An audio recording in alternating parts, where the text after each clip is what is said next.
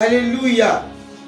Bien-aimés, voici que Dieu se présente à Moïse sous l'image d'un feu.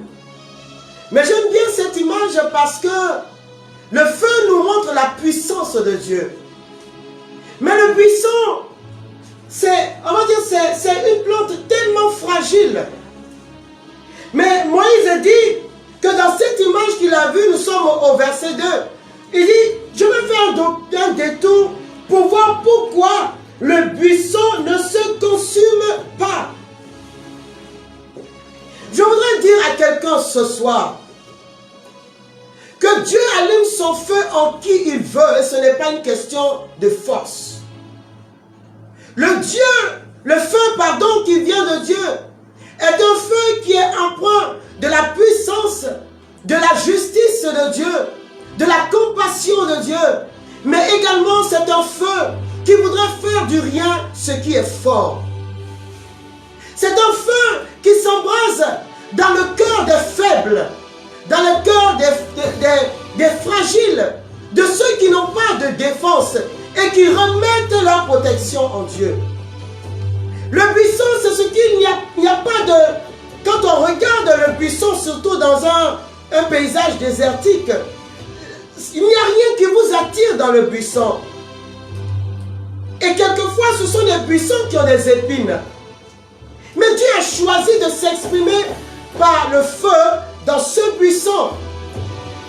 Et c'est le spectacle de ce feu fort et puissant dans ce petit buisson qui attire Moïse.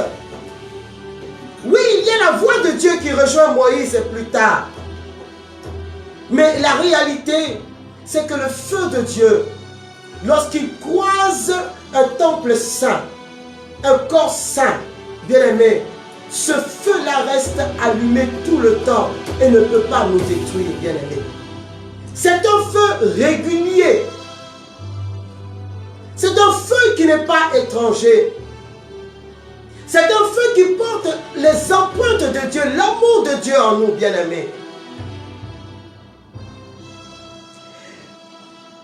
Dieu s'est aussi exprimé par le feu, nous nous en souvenons.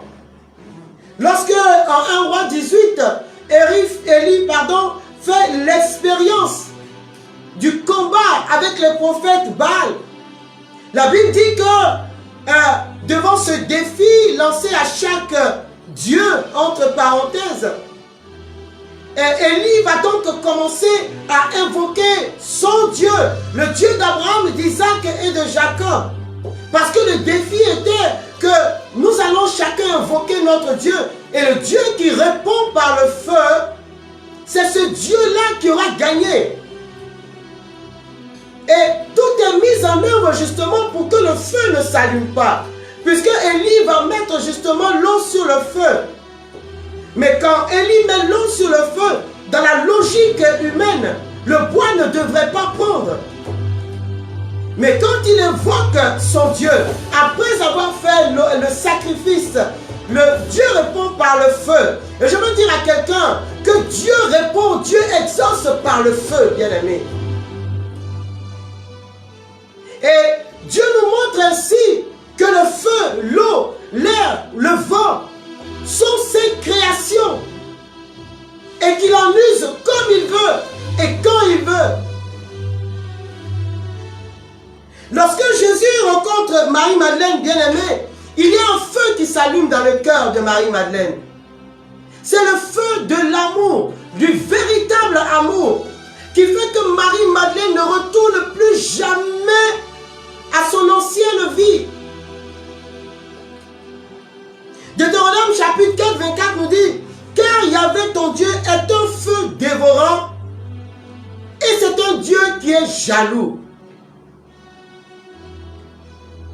Et Dieu n'accepte pas qu'on le compare à nos faux dieux.